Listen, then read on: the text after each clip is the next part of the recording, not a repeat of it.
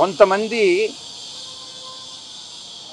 దానికి మా పార్టీలో అంటే మా గత పార్టీ, నేను ఏ పార్టీలో నుంచి అయితే నేను రిజైన్ చేశానో ఆ పార్టీలో ద్వితీయ శ్రేణి నాయకులు ఎవరైతే ఉన్నారో వాళ్ళు నాకు మా నాయకుడికి మధ్యన అభిప్రాయ భేదాలను సృష్టించి జగన్మోహన్ రెడ్డి గారి మనసుని విరిచేటటువంటి ప్రయత్నం చేసి వాళ్ళు విజయం సాధించారు.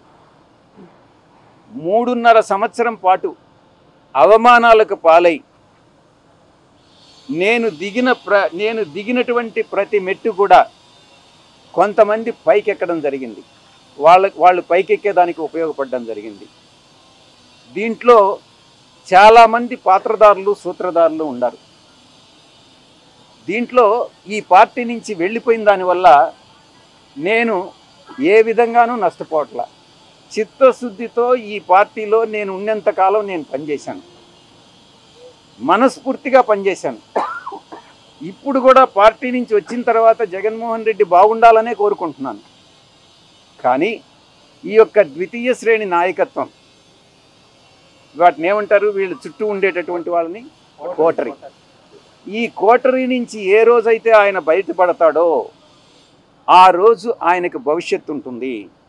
లేకుండా ఉంటే భవిష్యత్ అనేటటువంటిది చాలా కష్టంగా ఉంటుంది.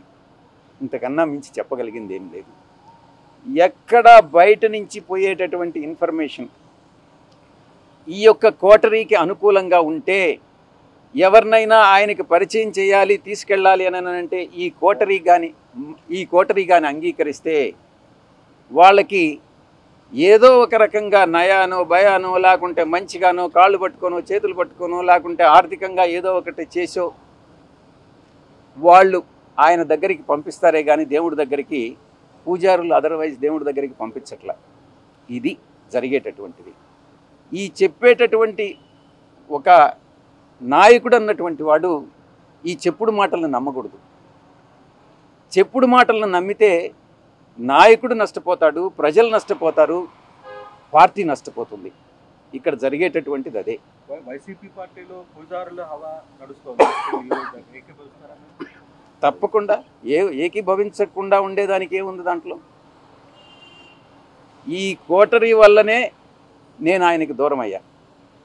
నేను ఇంకోటి, ఆయన జగన్మోహన్ రెడ్డి గారితో నేను మాట్లాడినప్పుడు నేను చాలా స్పష్టంగా చెప్పా, సార్ మీ మనసులో నాకు స్థానం లేదు, నా మనసు విరిగిపోయింది, మీ మనసులో స్థానం లేనప్పుడు ఈ పార్టీలో కొనసాగాల్సినటువంటి అవసరం నాకు లేదు, కాబట్టే నేను ఈ పార్టీ వదిలి వెళ్ళిపోతున్నాను.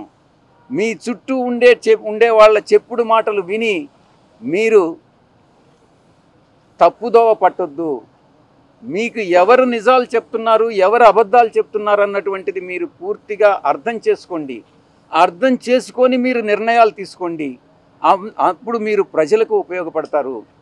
బేసిక్లీ ఒకటి గుర్తుపెట్టుకోవాలి,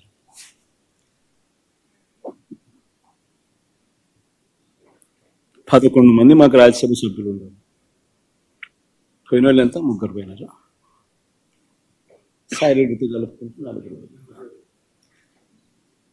బేసిక్లీ పోయే ప్రతి ఒక్కరికి కూడా నేను ఒకటే మాటే చెప్తా, రాజకీయాలలో ఉన్నప్పుడు క్యారెక్టర్, క్రెడిబిలిటీ అనే పదానికి అర్థం తీసుకున్నాను. రాజకీయాలలో ఉన్నప్పుడు కాలర్ ఎగరేసుకుని చెప్పాలి, ఫలానోడు మా నాయకుడు అని. అది ముఖ్యమంత్రి అయినా సరే, ఎమ్మెల్యే ఎంపీ అలాంటి ఆయనైనా సరే, ఎమ్మెల్యే అయినా ఇలాంటి అయినా సరే, ఎవరి గురించి అయినా కానీ ఇట్లా గొప్పగా చెప్తాం. కానీ మనమంతటి మనమే ప్రలోభాలకు లొంగో, భయపడో, ఏదో కారణం చేత మనమంతటి మనమే మన వ్యక్తిత్వాన్ని, మన క్యారెక్టర్ని, మన క్రెడిబిలిటీని మనం బలంగా పెట్టి మనం కాంప్రమైజ్ అయ్యి అటువైపు మనం పోతే మన గౌరవం ఏంది, మన వాల్యూ ఏంది, మన క్యారెక్టర్ ఏంది, మన క్రెడిబిలిటీ ఏంది? ప్రతి ఒక్కరూ రాజకీయాల్లో ఉన్నప్పుడు ఆలోచన చేసుకో. ఈ కష్టం అనేది ఎల్లకాలం ఉండదు. డెమోక్రసీ అంటేనే 5 years, మ్యాక్సిమం నీకున్న కష్టకాలం 5 years. 5 years if you can just hold on, then your time will come. one should always have the patience, always have the character and credibility within ourselves to stand up. అది సాయిరెడ్డికైనా అంతే, పోయిన 3 ఎంపీలకైనా అంతే. ఒకవేళ నువ్వు చెప్తా అన్నట్టు ఇంకో ఒకడో అరో ఇంకా పోయే కార్యక్రమం జరిగితే వాళ్ళకైనా ఇంతే. ఒకటి చెప్తా ఉన్నాం, వైఎస్ఆర్సీపీ ఈరోజు ఉంది అని అంటే అది వీళ్ళందరి వల్ల లేదు. వైఎస్ఆర్సీపీ ఈరోజు ఉంది అని అంటే దేవుడి దయ, ప్రజల ఆశీస్సుల వల్ల వైఎస్ఆర్సీపీ ఈరోజు ఉంది. ఒక లీడర్గా మనం ప్రవర్తించే తీరు తలెత్తుకునే విధంగా ఉండేట్టుగా ఎప్పటికీ ఉంటే ప్రజలు ఎప్పుడూ ఆశీర్వదిస్తారు.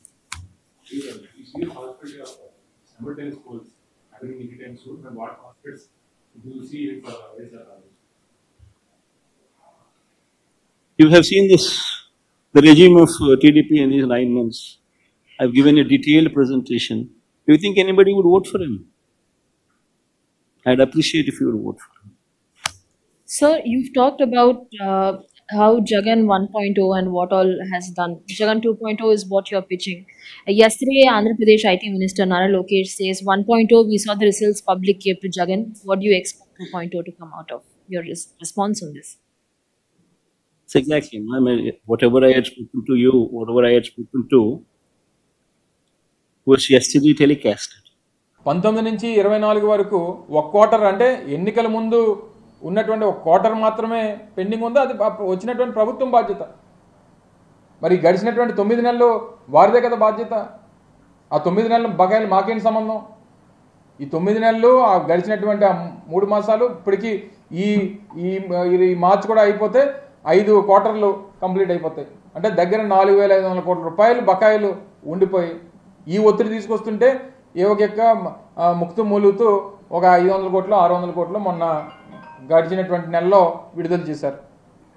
సో బ్యాలెన్స్ 4,500 కోట్ల రూపాయలు తక్షణమే విడుదల చేయాలనేటువంటిది తల్లిదండ్రుల పక్షాన, పిల్లల పక్షాన పిల్లల్ని ఇబ్బంది పెడతా ఉన్నారు, కళాశాలలో వారందరినీ ఇబ్బంది పెడుతున్నారు అనేటువంటి ఉద్దేశంతో వారి మీద ఒత్తిడి తీసుకొస్తా ఉన్నాం.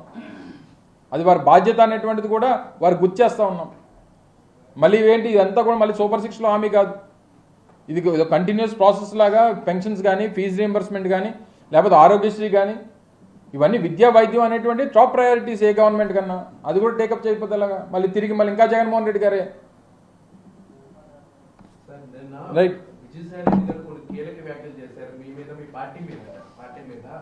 జగన్ చుట్టూ కోటరీ ఉందని, ఆ పార్టీలో అవమానాలు ఇబ్బందులు పడ్డామని అంటారు. ఏంటి సార్ అసలు? ఎవరు పడ్డారు అవమానాలు?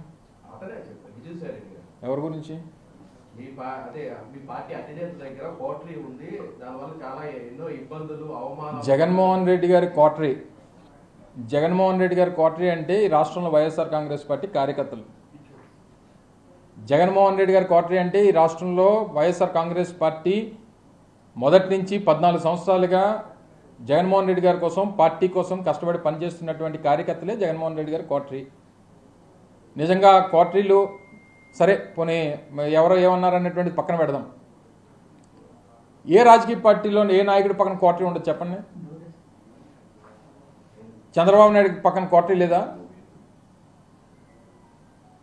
అసలు రాజకీయం కాదు, అసలు ఏ ప్రొఫెషన్లో కోటరీ ఉండదో చెప్పు. ఉదాహరణకు మీ ఏబిఎన్ ఉంది, మీ రాధాకృష్ణ గారి చుట్టూ కోటరీ ఉండదా? ఉంటుంది కదా. ఇగో మా విశాఖపట్నంలో రామకృష్ణ ఇలా చేస్తున్నాడు, లేకపోతే ఇంకో దగ్గర ఇంకోటి ఇలా చేస్తున్నాడు చెప్పేవాడు చేసేవాడు ఉండడా చెప్పు. సో కోటరీలు అనేటువంటివి ఈ ప్రజాస్వామ్యంలో, ఈ వ్యవస్థలు అన్నింటిలోని ప్రతి స్థాయిలో, ప్రతి వ్యవస్థలో, ప్రతి దగ్గర ఉండేటువంటిది.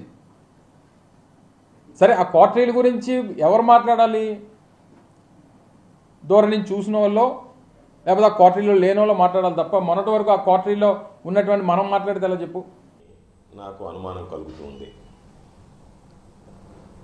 ఎందుకు ఈ మాట చెప్తున్నానంటే, ఈరోజే ఆయన సిఐడి విచారణకు నోటీసులు ఇవ్వడం, విజయసాయిరెడ్డి గారిని పిలిపించడం, విజయసాయిరెడ్డి గారిని పిలిపించి విజయసాయిరెడ్డి గారి చేత ఇవన్నీ మాట్లాడించడం చూస్తుంటే, విజయసాయిరెడ్డి గారు మాట్లాడినటువంటి తీరు కూడా చూస్తుంటే, ఒక పక్క రాష్ట్ర వ్యాప్తంగా వైఎస్ఆర్ కాంగ్రెస్ పార్టీ ఆవిర్భావ దినోత్సవ వేడుకలు జరుపుకుంటుంది. అదేవిధంగా యువత పోరు పేరుతో ఈరోజు కలెక్టరేట్లకు వెళ్ళి వినతిపత్రాలు సమర్పించడానికి ర్యాలీలు నిర్వహించింది. ఆ ర్యాలీలన్నీ కూడా ఈరోజు బ్రహ్మాండంగా జయప్రదమయ్యాయి. కాబట్టి దాన్ని నిఘా వర్గాల ద్వారా ముందుగానే పసిగట్టినటువంటి చంద్రబాబు ఈరోజు ఈ ప్రభుత్వం మీద వ్యతిరేకత ఉంది. కాబట్టి ప్రజలు, విద్యార్థులు, యువత, తల్లిదండ్రులు పెద్ద ఎత్తున హాజరవుతారు నాకు అనుమానం కలుగుతుంది.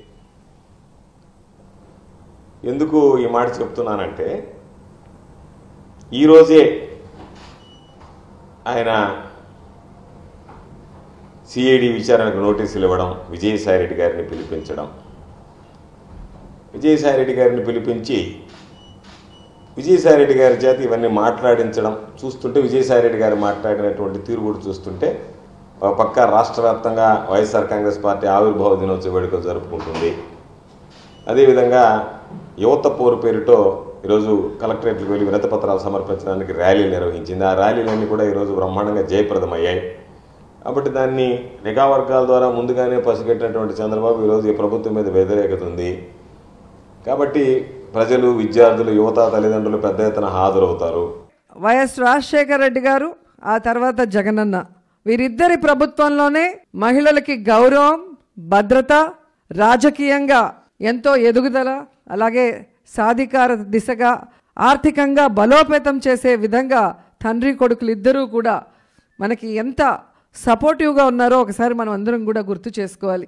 ఎందుకంటే జనాభాలో సగభాగం మనని ఓటర్లుగా చూసిన వాళ్లే తప్ప మనుషులుగా గౌరవించి మనను అభిమానంగా ఆశీర్వదించాలనుకున్న వాళ్ళు ఇద్దరే, వైఎస్ఆర్ గారు, జగన్మోహన్ రెడ్డి గారు.